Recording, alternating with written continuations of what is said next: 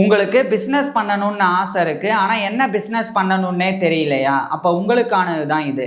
இப்ப நான் சொல்லப் போற 3 விஷயங்கள ஃபாலோ பண்ணாலே என்ன பிஸ்னஸ் பண்ணணும் அப்படின்ற தெளிவு உங்களுக்கு கிடைச்சிரும். முதல்ல என்ன பண்ணணும் அப்படின்றத விட என்ன பண்ணக்கூடாது அப்படின்றத சொல்றேன். ட்ரெண்டை பார்த்து பிஸ்னஸ் பண்ணணும் அப்படின்னு நினைக்கவே நினைக்காதீங்க. ஏன்னா ட்ரெண்ட் அப்படின்றது டெம்பரவரி தான். இன்னைக்கு ஒன்று ட்ரெண்டாக இருக்கும், நாளைக்கு வேற ஒன்று ட்ரெண்டாக மாறிடும். அதனால ட்ரெண்டை பார்த்து நீங்கள் பிஸ்னஸ் ஆரம்பிக்கும் போது இனிஷியல் சக்ஸஸ் கிடைக்கும். ஆனால் அந்த சக்ஸஸை உங்களால் தக்க வைக்க முடியாது. இதனால ட்ரெண்ட் எண்ட் ஆகும்போது உங்களுடைய பிஸ்னஸும் எண்ட் ஆயிரும். அதுக்கப்புறம் யாரையும் பார்த்து காப்பி பண்ணாதீங்க. அதாவது உங்களுடைய நெய்பர்ஸோ ஃப்ரெண்ட்ஸோ ரிலேட்டிவ்ஸோ ஏதோ ஒரு பிஸ்னஸ் பண்ணி அதில் அவங்க சக்சீட் ஆகிருக்கிறாங்க அப்படின்னா அதே பார்த்து அப்படியே காப்பி பண்ணி அதே பண்ணி நம்மளும் ஜெயிச்சிருவோம் அப்படின்னு நினைக்காதீங்க. ஏன்னா அவங்களுடைய வெற்றியை மட்டும்தான் நீங்கள் பார்க்குறீங்க. அவங்க அந்த வெற்றியை அடைகிறதுக்காக எவ்வளோ கஷ்டப்பட்டிருக்கிறாங்க, எவ்வளோ சவால்களை எதிர்கொண்டிருக்கிறாங்க அப்படின்றத நீங்கள் பார்க்கறது இல்லை. அதனாலேயே அந்த வெற்றியை பார்த்து நீங்கள் அதே பிஸ்னஸை தொடங்கும் போது உங்களால் அந்த பிஸ்னஸை சரிவர நடத்த முடியாது.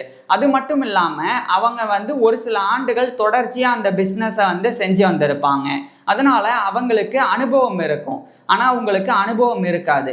இந்த அனுபவமின்மையே உங்களால் அந்த பிஸ்னஸை தொடர்ந்து நடத்த முடியாத நிலைக்கு உங்களை தள்ளிடும்.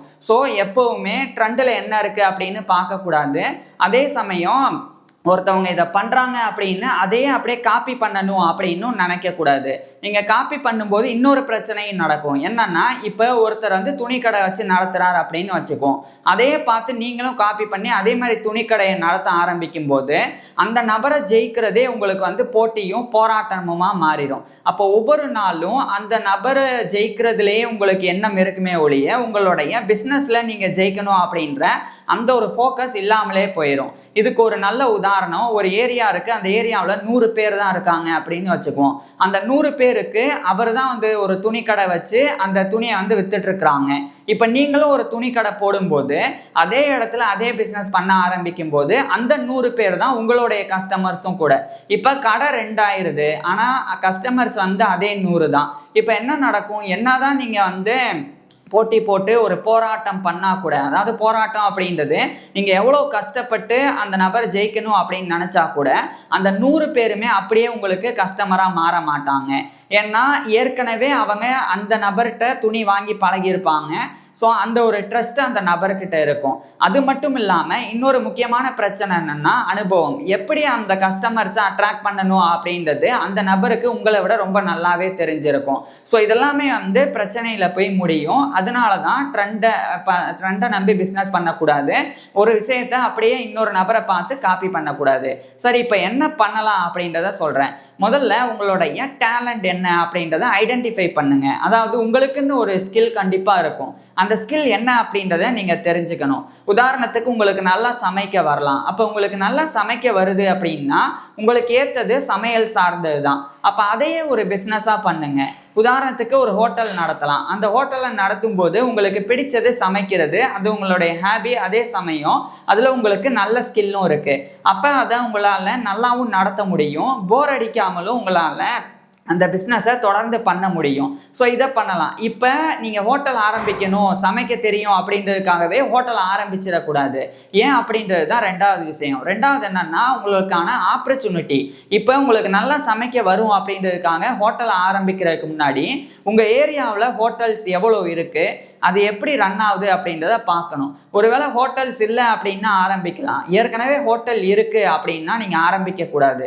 அல்லது ஹோட்டல் இருக்குது, ஆனால் அந்த ஹோட்டலில் சாப்பிட்றதுக்கே அங்கே இருக்கக்கூடிய மக்கள் விரும்பலை. அவங்க நிறைய அந்த ஹோட்டல் தான் இருக்குது, வேற வழி இல்லை, நல்லாவே இல்லை, இருந்தாலும் வாங்கி தான் ஆகணும் அப்படின்னு சொல்லிலாம் இருக்கிறாங்க அப்படின்னா அது உங்களுக்கான ஆப்பர்ச்சுனிட்டி தான். ஏன்னா அந்த ஹோட்டலில் சமைக்கிறத விட நீங்கள் நல்லா சமைப்பீங்க அப்படின்னு அர்த்தம்.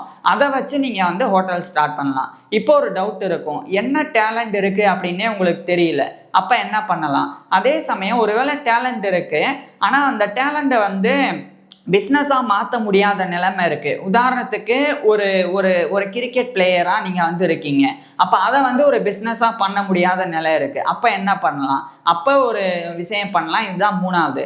என்னன்னா ஒரு கேப் இருக்கும். எப்போவுமே பிஸ்னஸ் அப்படின்றது என்னன்னா ஒரு ஐடியா தான். அது ஒரு படிப்பு கிடையாது, அது ஒரு கண்ணோட்டம். இப்போ நீங்கள் இருக்கக்கூடிய ஏரியாவில் என்ன இல்லை அப்படின்றத முதல்ல பாருங்கள். என்ன இல்லை அப்படின்றத பார்க்கும்போது அந்த என்ன இல்லையோ அதுதான் உங்களுடைய வாய்ப்பு அப்படின்றத முடிவு செய்யுங்க.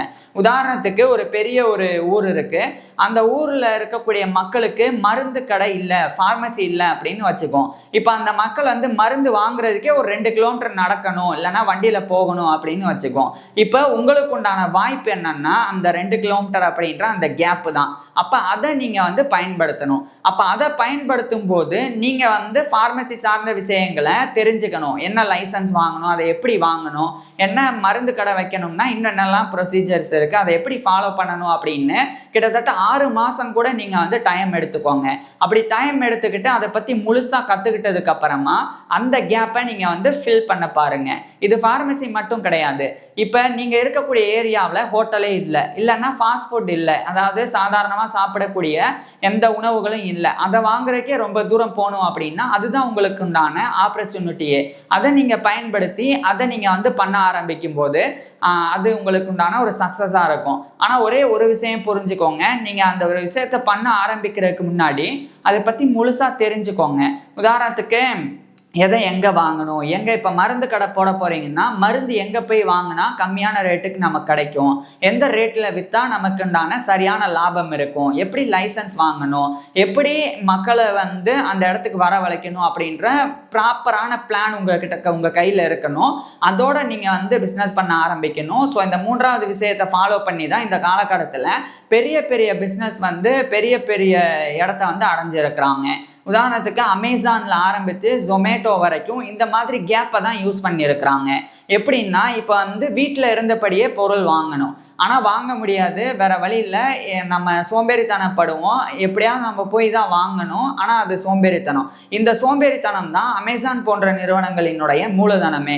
அவங்க நீங்கள் இருக்கிற இடத்துக்கு உங்களுக்கு ப்ராடக்ட்ஸை கொண்டு போய் கொடுக்க ஆரம்பிச்சிட்டோம்னா அதே உங்களுக்கு பழகிருச்சுன்னா நீங்கள் ஆர்டர் பண்ணியே வாங்க ஆரம்பிச்சிருவீங்க. அப்போ ஒரு இடத்துக்கு போகணும், ஒரு கடைக்கு போனால் அந்த கடையில் இருக்கிறது மட்டும்தான் உங்களுக்கு கிடைக்கும். அப்போ அந்த கடையில் ஒரு விஷயம் இல்லைன்னா மறுபடியும் வேற ஒரு கடைக்கு போகணும். ஸோ நீங்கள் ட்ராவலுக்கும் செலவு பண்ணணும், உங்கள் நேரத்தையும் வீணாக்கணும். ஆனால் உங்கள் கையிலேயே அது வரும்போது அதை நீங்கள் ஈஸியாக தேட முடியும். ஸோ இதுதான் அந்த கேப்பு, அதை ஃபில் பண்ணது தான் அமேசான். அதே மாதிரி தான் ஒரு இடத்துக்கு போய் நம்ம ஒரு விஷயம் சாப்பிடணும்னா அவ்வளோ தூரம் போகணும். அப்போ அந்த ஒரு கேப்பை தான் ஜொமேட்டோ மாதிரியான நிறுவனங்கள் வந்து பயன்படுத்தினாங்க. அதனால தான் அவங்களும் இன்னைக்கு வந்து ஒரு பெரிய நிலைமைக்கு வந்து போயிருக்கிறாங்க. ஸோ ஃபஸ்ட்டு சொன்ன 2 விஷயங்கள், டேலண்ட்டு, அந்த ஸ்கில்லுக்கு ஏற்ற ஆப்பர்ச்சுனிட்டி, இது 2மே இருக்கா அப்படின்னு பார்க்கணும். அது 2மே உங்களுக்கு பார்க்க தெரியல அப்படின்னா 3வது சொன்ன இந்த விஷயத்தை நீங்கள் ஃபாலோ பண்ணுங்க. கண்டிப்பாக என்ன பிஸ்னஸ் பண்ணணும் அப்படின்ற தெளிவு உங்களுக்கு வந்து கொஞ்சம் கொஞ்சமாக கிடைக்க ஆரம்பிக்கும். அந்த தெளிவு கிடைச்ச பிறகு அந்த பிஸ்னஸை எப்படி ப்ராப்பராக பண்ணுறது அப்படின்ற ஒரு ப்ராப்பரான ஒரு பிளானை நீங்கள் போட்டுட்டு அந்த பிஸ்னஸில் இறங்குங்க. இப்போ பிஸ்னஸ் வந்து என்ன ஸ்டார்ட் பண்ணணும் அப்படின்றதுக்கு உண்டான தெளிவு தான் இந்த வீடியோ. அடுத்து இப்போ பிஸ்னஸ் தொடங்கியாச்சு, அதை எப்படி சக்ஸஸ்ஃபுல்லாக நடத்துறது அப்படின்றத வேற ஒரு வீடியோவில் பார்க்கலாம். தேங்க்யூ.